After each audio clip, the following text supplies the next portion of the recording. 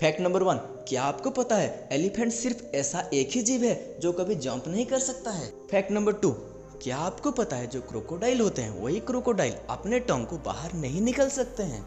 Fact number 3, क्या आपको पता है आप जब भी स्नीजिंग करते हैं तो लोग आपको गॉड ब्लेस यू क्यों बोलते हैं? तो सुनो, क्योंकि आप जब भी स्नीजिंग करते हैं तो आपके हार्ट 1 मिली सेकेंड के लिए काम करना बंद कर देता है और लोग इसीलिए आपको गॉड ब्लेस यू बोलते हैं ताकि वो हमेशा के लिए बंद ना हो जाए और फिर से काम करे। अगर ऐसा ही मजेदार फैक्ट जानना चाहते हो तो अभी ही हमारा चैनल को सब्सक्राइब कर दीजिए और ये वीडियो को लाइक कर दीजिए। Thanks for watching.